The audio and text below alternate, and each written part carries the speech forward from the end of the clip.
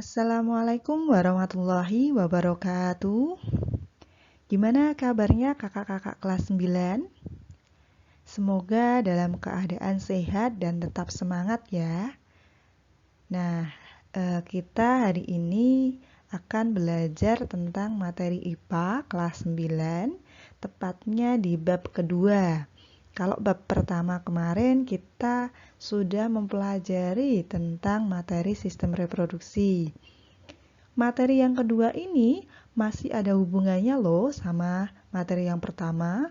Kalau materi yang kemarin kita membahas tentang sistem reproduksi.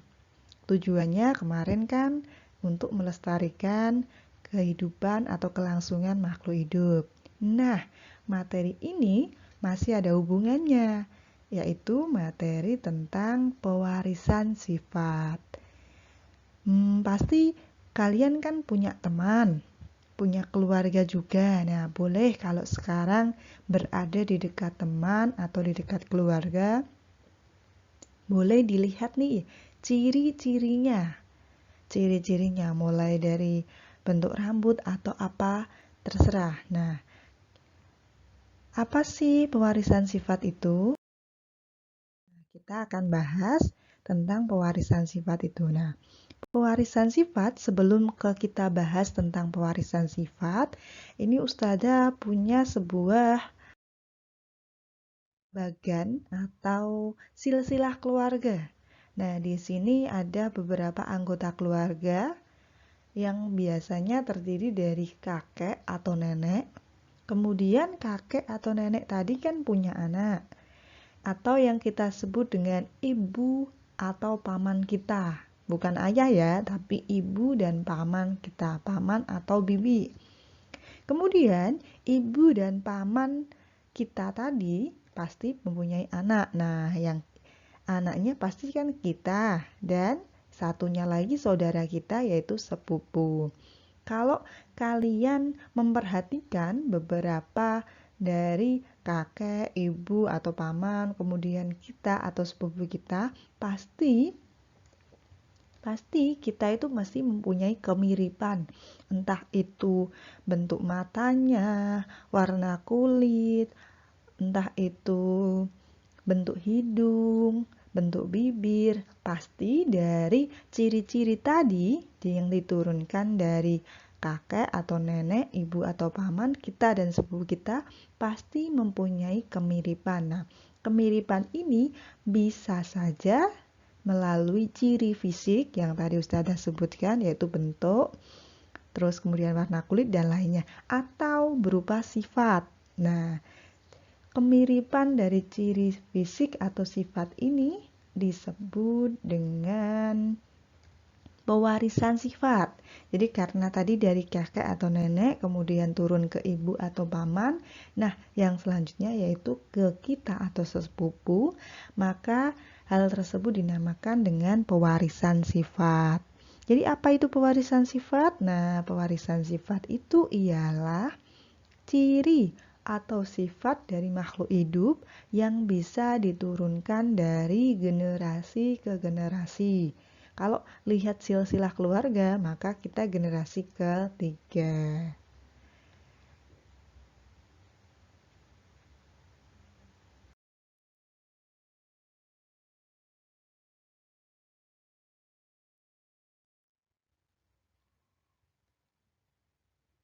Nah, asal mulanya sifat itu dari mana sih? Kalau misalkan ini ada seorang anak laki-laki, di dalam tubuh kita itu kan terdiri dari beberapa sel, banyak sekali sel. Nah, salah satunya kita cuplik misalkan sel yang ada di rambut kita. Di dalam sel atau di dalam inti sel tadi akan ada yang namanya sebuah benang atau kromosom. Ini namanya kromosom. Di dalam kromosom tadi akan ada sebuah sifat, pembawa sifat atau DNA. Kalau digambarkan seperti ini, jadi ada sel, kromosom, DNA. Nah, di dalam DNA ini ada sebuah cuplikan, bukan sebuah, banyak buah, namanya gen. Nah, kalau dilihat atau susunannya itu sel, kemudian di dalam sel itu ada kromosom, di dalam kromosom ada DNA. Nah, DNA ini adalah, di dalam DNA tadi ada sebuah gen. Nah, gen ini adalah pembawa sifat atau pembawa ke sifat turunan tadi. Nah, penurunan sifat ini asal mulanya dari mana sih? Contohnya seperti ini. Apa saja sih sifat yang diturunkan? Contohnya ini, dari ayah nih, misalkan ayah, kemudian ke anaknya, yang diturunkan itu bisa ciri fisik atau ciri sifat ya. Contohnya ini adalah bentuk alis, kemudian bentuk bibirnya, bentuk telinganya, warna kulitnya bisa, atau warna rambut dan bentuk dari rambut. Nah, dari mana asalnya? Nah, asal dari pewarisan sifat ini yaitu diperoleh, misalkan ini ayah. Dari ayah, ayah ini mempunyai ciri-ciri fisik, yaitu misalkan di sini bentuk matanya bulat, kemudian warna kulitnya putih, dan bentuk rambutnya berbentuk lurus, kemudian warnanya coklat. Ini sifat dari ayah ya. Kemudian kalau misalkan si ibu ini punya sifat atau punya ciri bentuk matanya agak oval, beda dengan ayah tadi, bentuk matanya agak oval misalkan. Kemudian bentuk rambutnya bergelombang dan warna hitam. Dan kulitnya berwarna kulit coklat. Nah, dari dua sifat ini atau dari dua ciri ini, dari ayah dan ibu, masing-masing mempunyai ciri yang berbeda, mulai dari rambut, bentuk mata, kemudian warna kulit, dari ketiganya ini berbeda. Nah, kemudian ayah dan ibu ini memperoleh sebuah keturunan, yaitu berupa anak kan. Nah, anak ini ternyata si anak ini mempunyai ciri matanya berbentuk bulat. Tadi mata bulat milik si ayah. Kemudian rambutnya lurus berwarna coklat, berarti masih ciri si ayah. Dan ternyata warna kulitnya adalah warna kulit coklat yang merupakan ciri dari si ibu. Nah, ini dinamakan dengan penurunan sifat atau sifat atau ciri yang diturunkan dari generasi.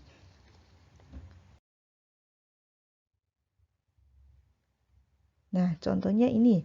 Kalau tadi si anak mempunyai rambut lurus coklat, itu berarti sifat dari ayah. Kemudian bentuk matanya bulat, berarti sifat dari ayah juga.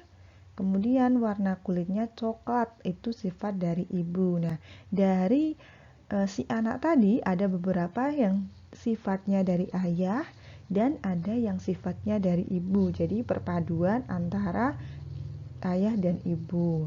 Nah, kenapa rambut lurus coklat itu muncul di anak, sedangkan rambut hitam bergelombang punya ciri si ibu tidak muncul? Atau warna kulit coklat itu kenapa yang muncul deh sifat dari ibu bukan dari ayah yang berwarna kulit putih?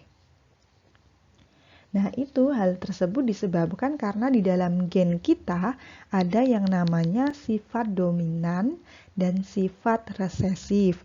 Kalau sifat dominan berarti gen yang menang atau dapat menutupi. Contohnya di sini rambut lurus coklat dari sifat ayah dan rambut hitam bergelombang dari sifat ibu. Siapa yang menang di sini? Yang muncul di anak yaitu rambut lurus coklat. Berarti rambut lurus coklat sifat dari ayah tadi, dia sifatnya dominan. Biasanya kalau dominan ini gennya ditulis dengan huruf kapital. Lawannya dari sifat dominan yaitu sifat resesif atau sifat yang kalah, yang tertutupi sehingga dia tidak muncul. Contohnya, rambut bergelombang berwarna hitam dari ibu. Nah, sifat rambutnya berarti dari ibu ini sifatnya resesif sehingga tidak muncul di anak. Contoh lagi, warna kulit coklat. Nah, warna kulit coklat ini merupakan warna turunan atau warna kulit turunan dari si ibu.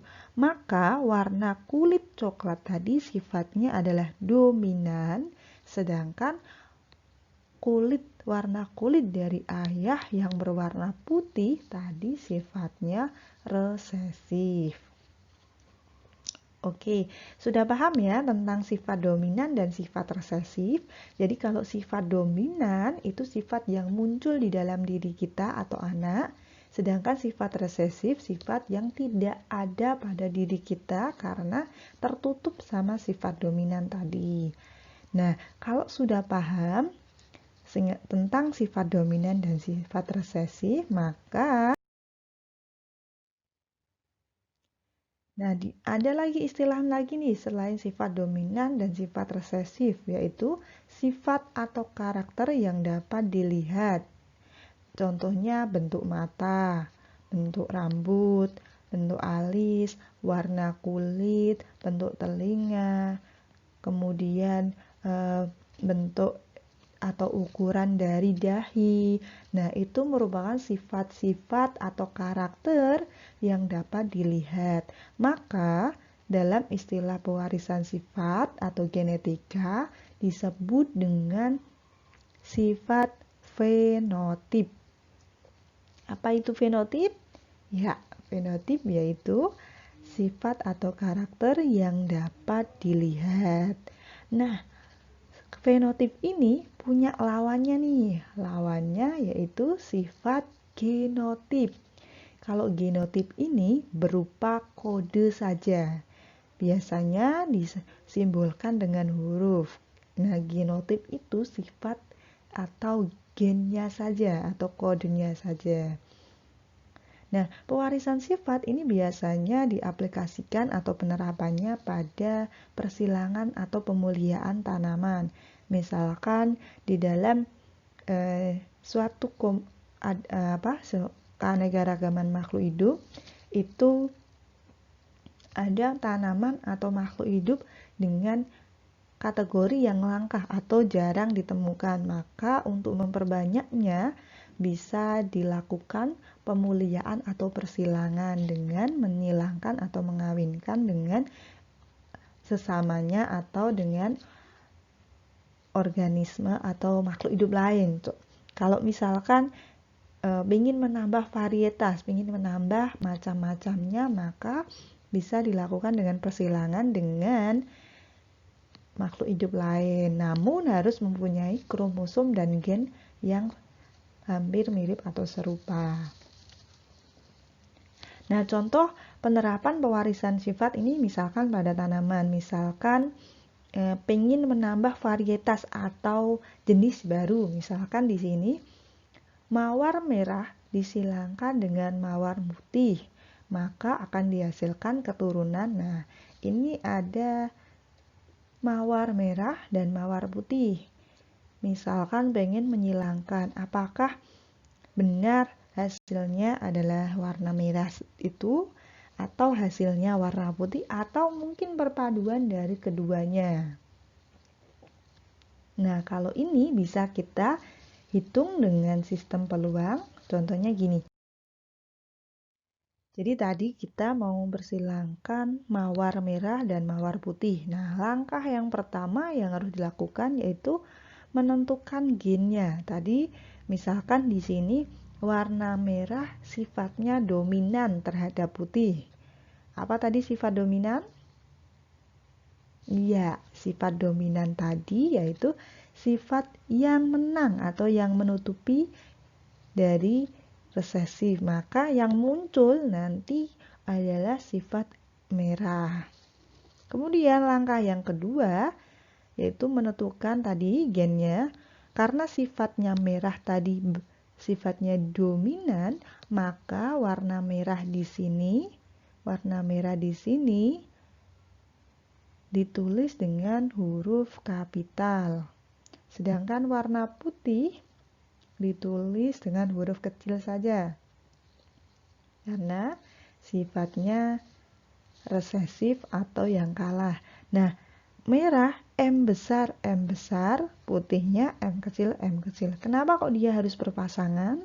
Karena gen itu selalu berpasangan.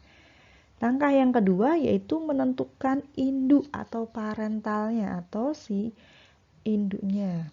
Kalau kita tahu tadi kan induknya tadi adalah merah dan putih, di mana merah dan putih ini merupakan sifat fenotip atau yang terlihat, sedangkan M besar, M kecil atau kode gennya disebut dengan sifat genotip.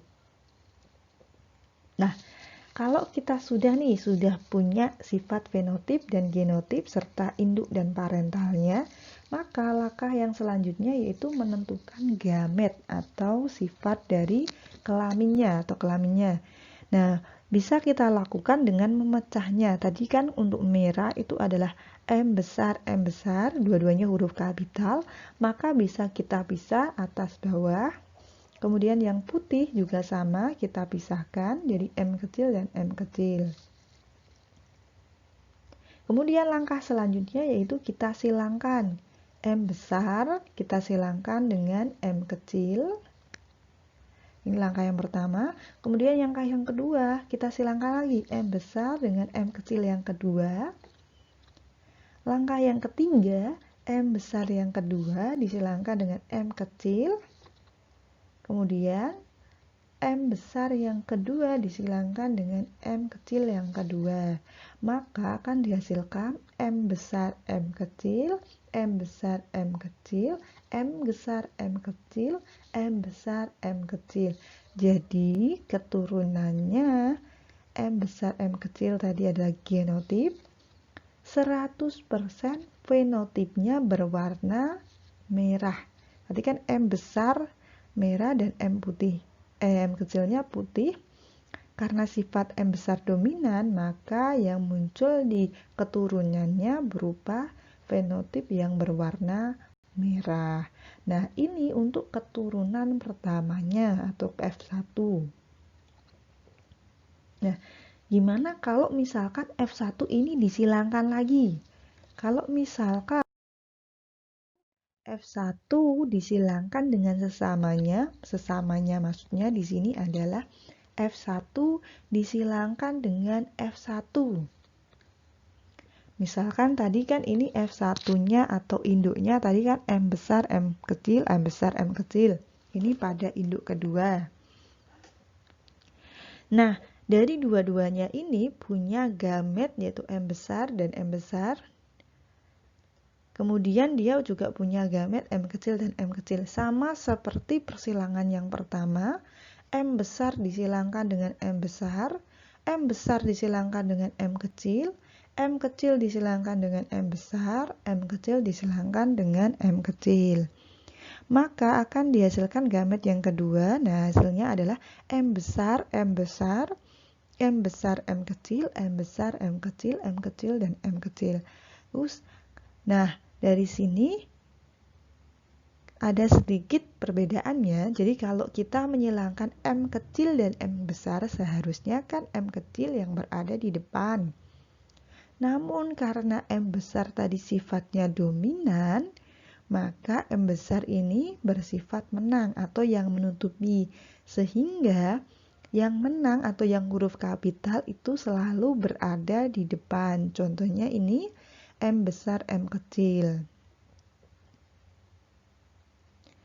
Maka hasilnya adalah M besar M besar, M besar M kecilnya 2 kali, dan M kecil M kecil.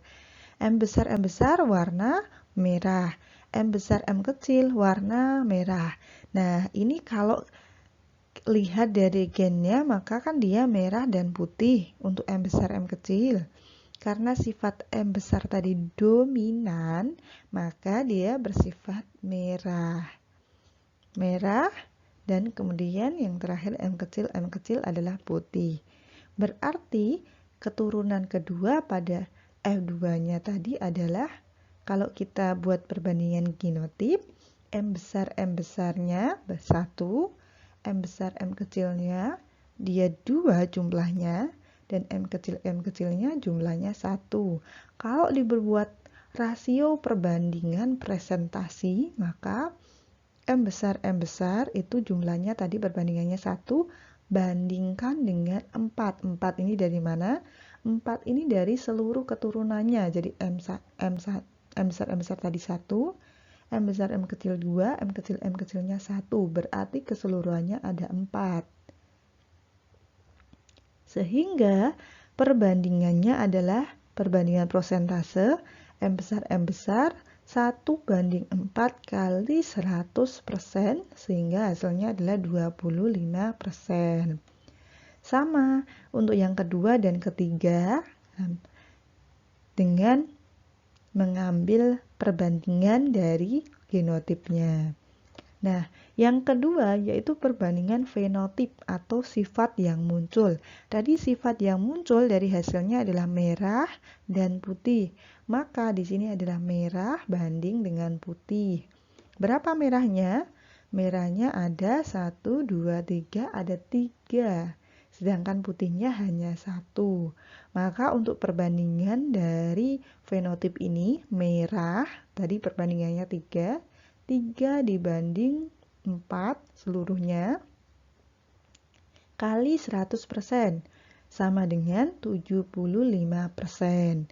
Begitu pula dengan yang putih, karena putih tadi hanya 1 saja, maka 1:4 kali 100% sama dengan 25%. Jadi ini contoh atau perhitungan untuk pemuliaan atau persilangan pada tanaman. Hal yang sama bisa dilakukan kepada makhluk hidup lain, contohnya hewan.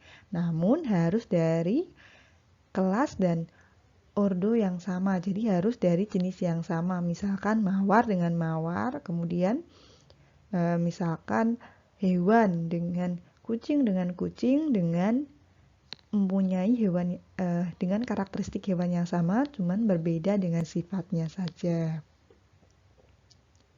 Nah, ini di sini yang tadi Ustazah jelaskan tadi namanya adalah persilangan monohibrid, yaitu persilangan dengan satu sifat saja.